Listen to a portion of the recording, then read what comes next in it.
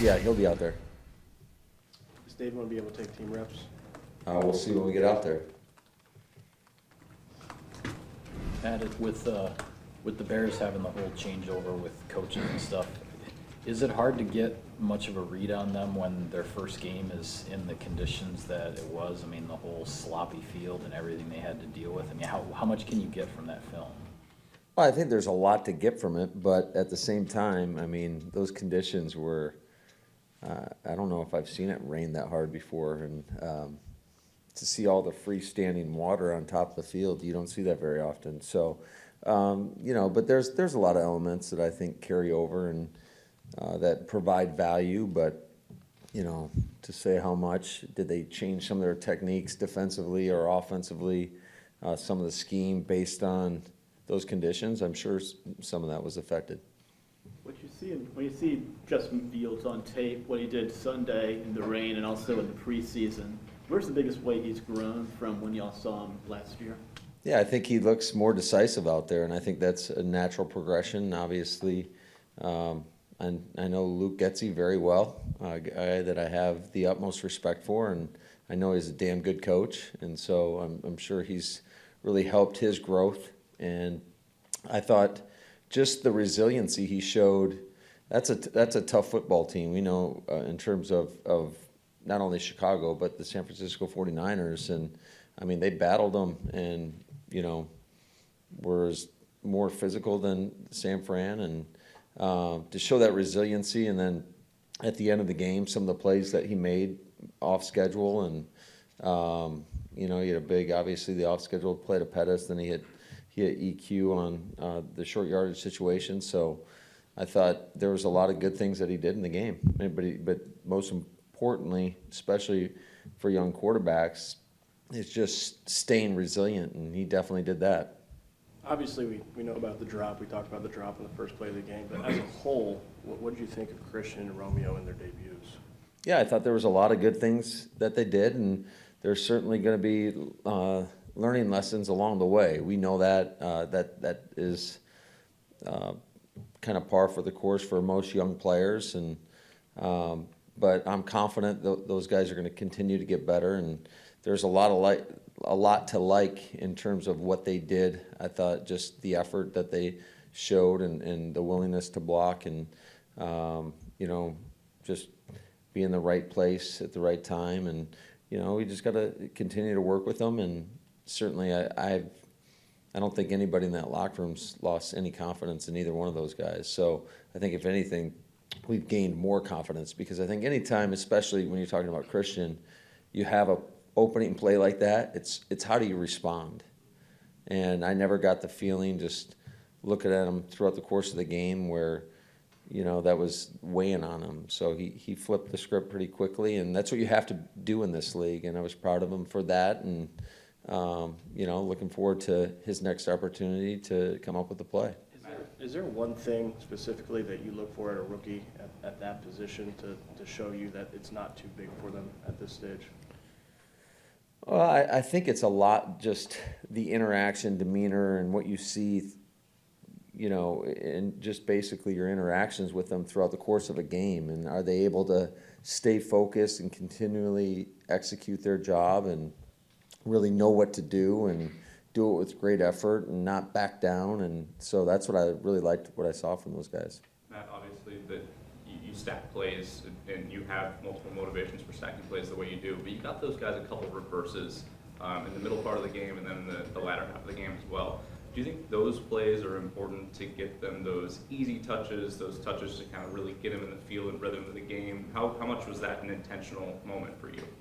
Well, I think any time in the pass game, especially, you never quite know exactly what coverage a team may or may not play. And certainly coverage, the majority of the time, dictates where the ball goes. So the way we looked at it was pretty easy ways to ensure that the ball is in their hands. I think that they have that playmaking ability. They've got great speed and the ability to make people miss. And so, to your point, it was just more or less try to get them easy touches and see what they can do with it. And I thought both of them on those plays did a nice job. Matt, how do you think Zach Tom did after he was thrown in there? I thought he did a really nice job. Obviously, there was one play where he got beat pretty quickly in pass protection, but I thought all in all, I thought he competed. I thought he knew what to do, and you could tell the moment wasn't too big for him. So I thought he did a really good job in there. Having faced a Matt Eberflus defense when he was with the Colts, how would you describe it? Well, the one thing that shows through is their identity in terms of their style of play, how hard they play, you know, how physical they are. They attack the football. I don't think it's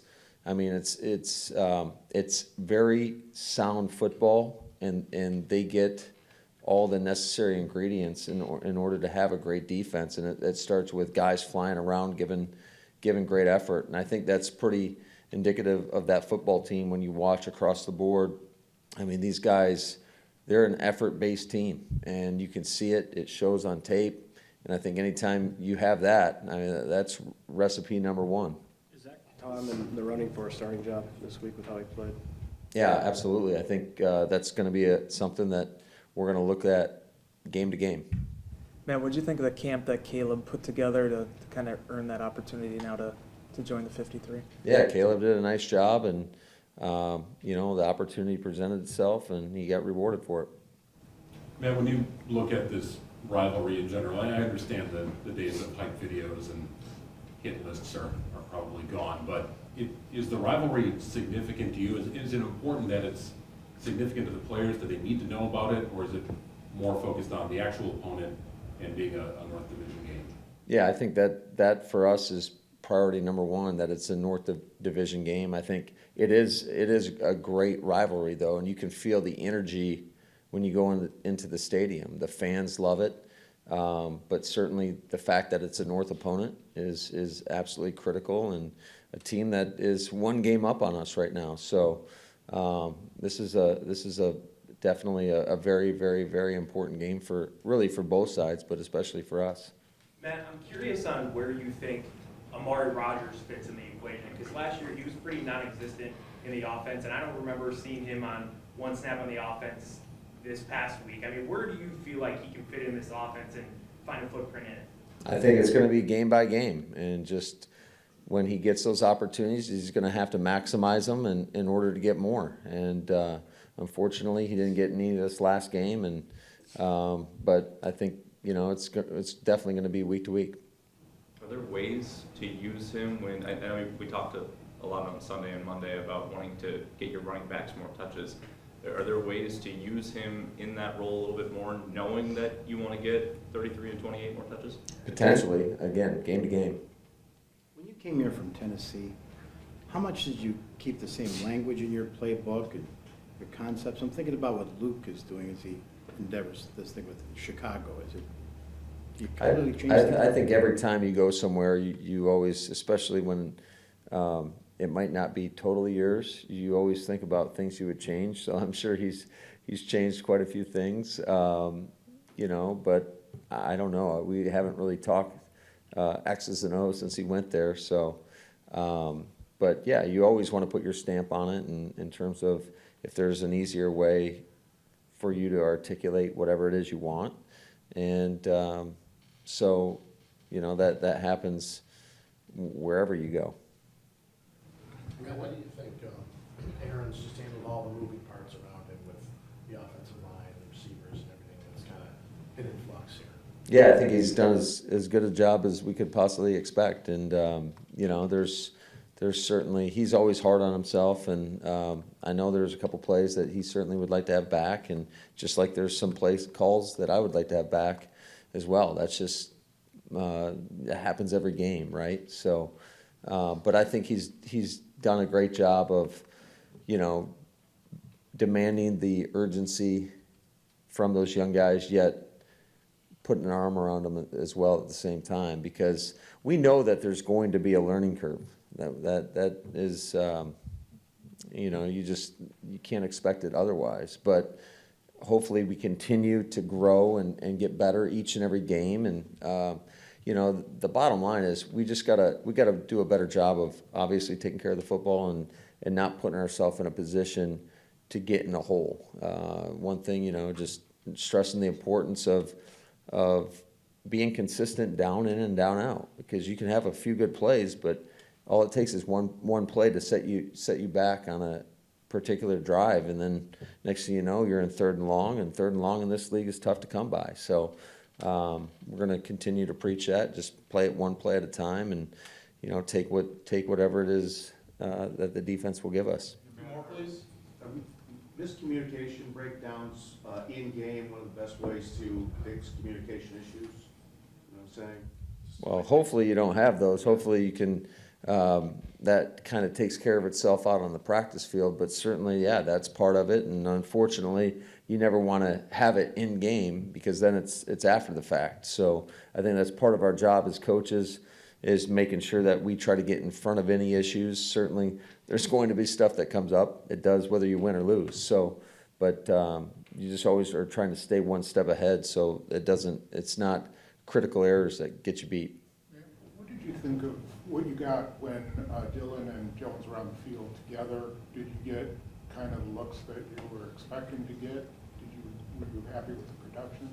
Yeah, I thought there was. I don't know exactly how many plays we had. It wasn't very many. I don't believe so. 5 or so. But I'd have to go back. I'm trying to Rolodex them real quickly in my head right now to tell you exactly how we did. I know a couple of them we threw run alerts on, but. Are you limited just because they're the only 2 backs on your team? Well, I think we're mindful. I wouldn't say limited, but you don't want to wear them out. And then certainly if you have a huge package and then something happens to one of those guys, then that package goes bye-bye and there goes half your offense, or whatever, however big of a package that is. So I think you got to be mindful of that, and it just kind of is a little bit of a feel thing in terms of where we are within a game. But certainly having those 2 guys on the field, I think, presents some problems for a defense. I didn't talk to Ed Donatell after the game and ask him, but and I haven't asked any other guys, but I would think they're 2 of our better players. I think it's well known. I think everybody recognizes that, and they're versatile. Like, you can use them whoever you want to put in the backfield, whether you put them both in the backfield, whether you put one at receiver. They provide us with some flexibility to do a little different things from an offensive perspective, which I think the more you do that, where it's simple for you as an offensive player or within your scheme, it creates just another level of issues for the defense. It's just more for them to prepare for, and I think that's where it can kind of compound on a defense and just get a little bit more difficult.